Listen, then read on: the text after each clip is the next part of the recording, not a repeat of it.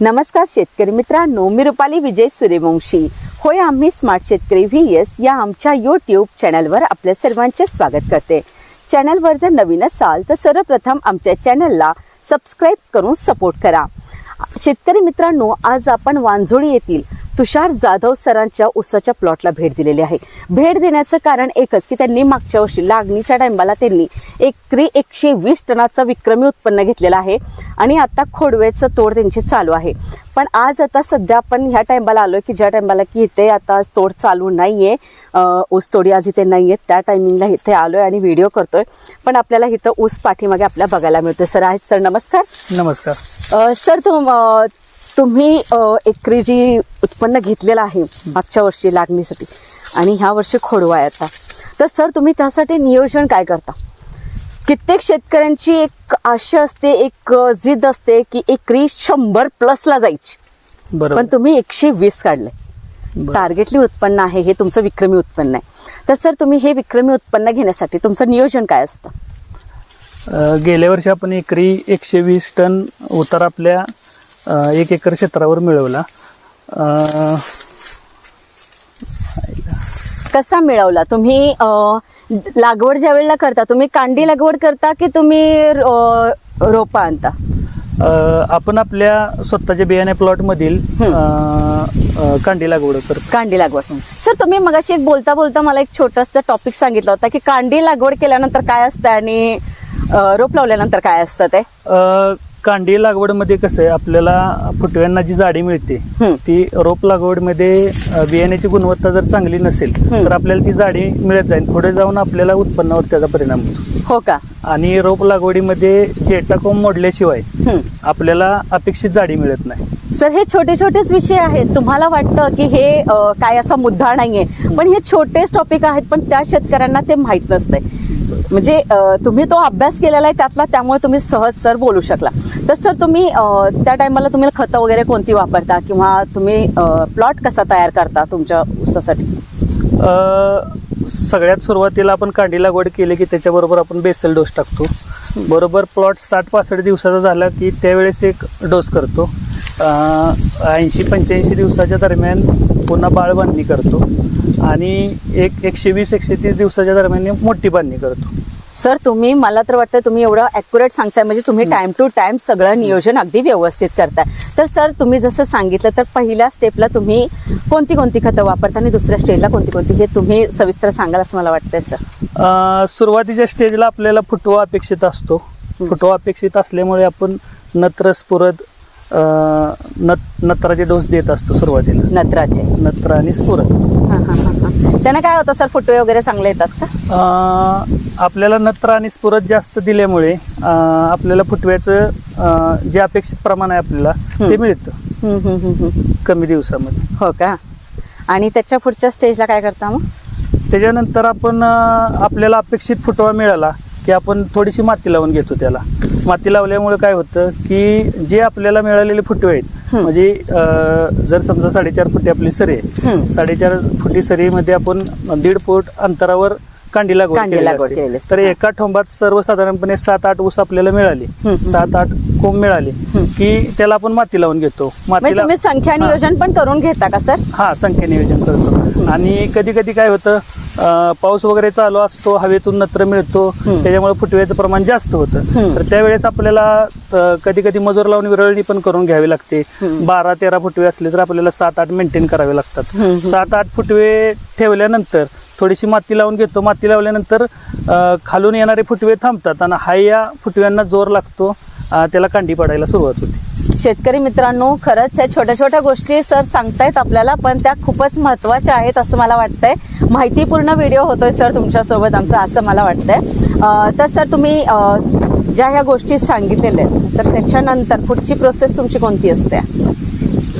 त्याच्यानंतर म्हणजे खत व्यवस्थापनामध्ये खत व्यवस्थापनच म्हणजे तुम्ही जसं सांगितलं की 80 दिवस 120 दिवस त्या दिवसाप्रमाणे तुम्ही आम्हाला सांगा की आता पहिलं तर झालं तुम्ही लागवड केली त्यावेळेचं झालं, किंवा तुम्ही फुटव्यासाठी काय करता, किंवा संख्या नियोजन करणं सुद्धा महत्वाचं आहे. काही शेतकऱ्यांचं मत असतंय की संख्या म्हणजे फुटवे जास्त असले तर उत्पन्न जास्त वाढेल असं काही नाहीये.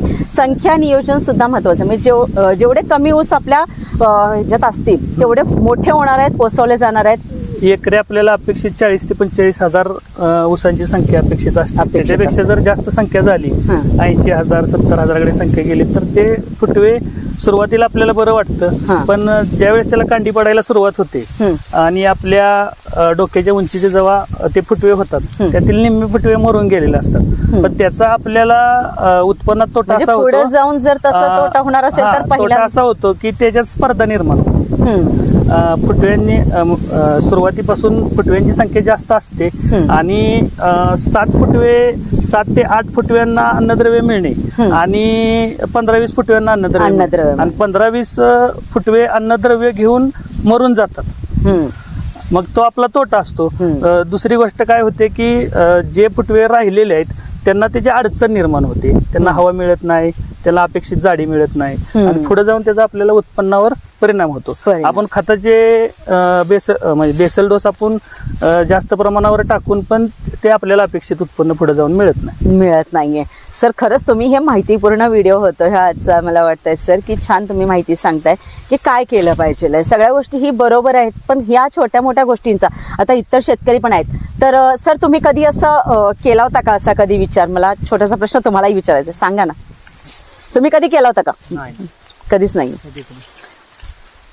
याला प्रयत्न केला आम्ही पण या निसर्गामुळं कधी कुठं पाणी साठलं, काय झालं, जमीन उपाळली, तर तो फसतो प्रयत्न. केला ह्याच्या सांगण्यावरून आम्ही पण केलाय प्रयत्न, हे टाकूया ते नियोजन केलं, पण कधी पावसाचा प्रॉब्लेम, कधी पाण्याचा प्रॉब्लेम, जास्त पाऊस पडला, रानं उपाळली तर मग ते सक्सेस नाही झाला, काही वेळा सक्सेस पण झाला.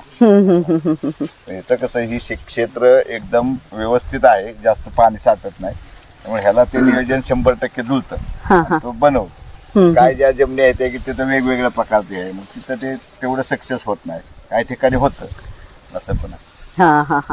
पण ह्या छोट्या मोठ्या गोष्टी आहेत की ते इतर शेतकऱ्यांना पण, म्हणजे सर्व शेतकऱ्यांना माहिती असते असं नाहीये. जेवढं आपण करू ना तर तेवढा फायदा होतो का, तर नक्कीच होतोय.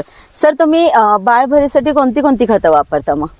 बाळभरीला सुरुवातीला आपल्याला कसं, सुरुवातीला आपल्याला फुटवा हवा असतो, जोरदार वाढ हवी असते, त्याच्यामुळं ते आपण 1 युरिया, 1 अमोनियम सल्फेट, 24-24-0 एकरी 2 बॅग आणि ICL पॉलिसल्फेट आपण एकरी 50 किलो वापरतो. हो का? सर्वात महत्वाचं म्हणजे विक्रमी उत्पादन काढायचं म्हटलं तर पहिला आपल्या जमिनीचा सेंद्रिय कर्ब चांगला पाहिजे. मी ह्या रानातलं पाचट 4 ते 5 वर्ष झालं पेटवलं नाही. होय का? दर वर्षाला आपण पालाकुट्टी करत असतो. पालाकुट्टी केल्यामुळे आपला जमिनीचा सेंद्रिय कर्ब वाढलेला आहे. या रानावर मी 5 ते 7 वर्ष झालं शेणखत टाकलेलं नाही. हो का? तरी सुद्धा आपलं उत्पादन दरवर्षी वाढते पण कमी होत नाही. नक्कीच सर, आम्ही पण अनेक व्हिडिओमध्ये आम्ही हेच शेतकरी मित्रांना माहिती सांगत आलोय की पाचट कुट्टी केली पाहिजे. पाचट पेटवणं किंवा हे काही योग्य साधन नाहीये, पण कित्येक शेतकऱ्यांचा प्रॉब्लेम असतोय की आमचा ठिबक आहे काय वगैरे वगैरे, ह्याच्यामुळे उंदीर लागतोय, काय एक्स्ट्रा गोष्टी आहेत त्यांच्या प्लॉटमध्ये, त्यामुळे ते पाचट पेटवतातच. असं होतंय. पण पाचट न पेटवल्यामुळे सुद्धा आता काहींनी तर पाचट कुट्टी सुद्धा न करता अख्खी पाचट आहे अशीच त्यांनी सरीमध्ये दाबून घेतलेली असते. ते तसं करता येतं आपल्याला. जर बियाण्याला वगैरे प्लॉट गेला असला तर पाचट थोड्या प्रमाणावर रानात राहतं, त्यामुळे ते डायरेक्ट दाबलं तरी चालते ते. पण ज्यावेळेस आपण 8 ऊस घेतो त्याचं पाचट एकरी आपल्याला 3-3.5 टनाचा उतारा पडतो, तेव्हा पाचट पण तेवढंच असतं.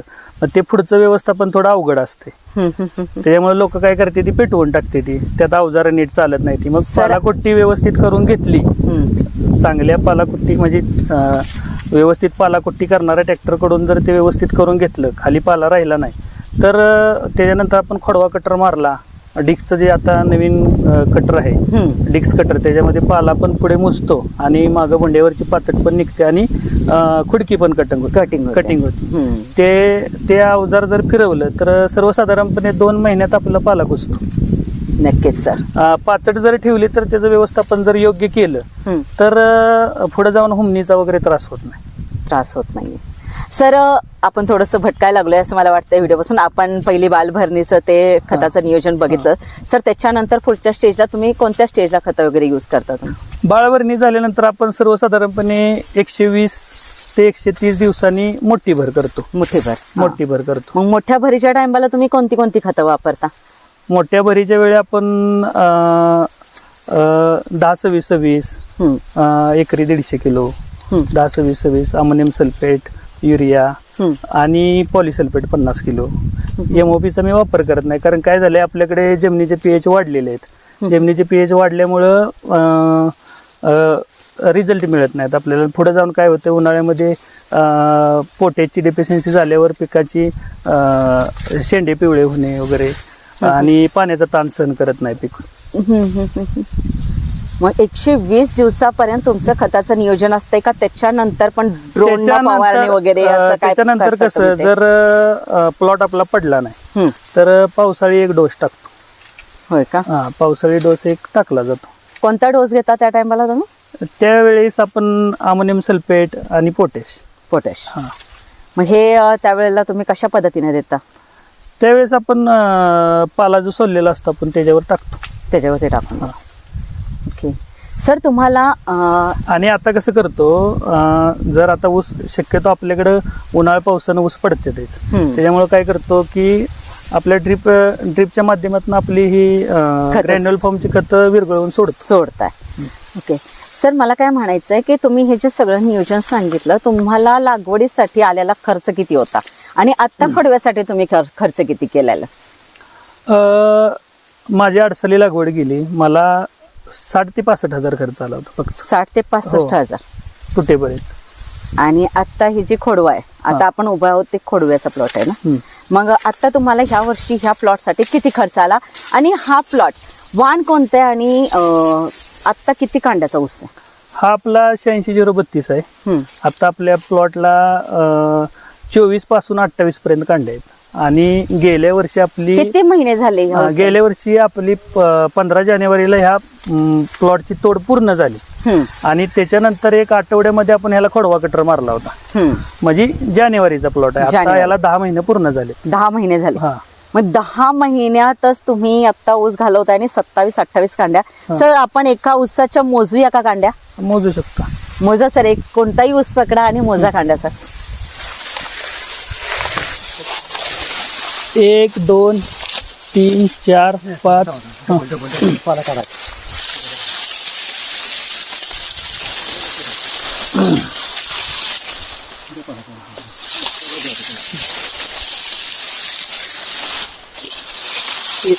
1 2 3 4 5 6 7 8 9 10 11 12 13 14 15 16 17 18 19 20 21 22 23 आणि 24. सर, आम्ही इकडल्या उसाला मोजल्या, इकडे आम्हाला 25-26 बघायला मिळालं. म्हणजे कमी जास्त ॲव्हरेज आहे. म्हणजे मी म्हटलं का नाही तुम्हाला, 24 पासून 28 पर्यंत आहे. 24 पासून 28 पर्यंत हायेस्ट.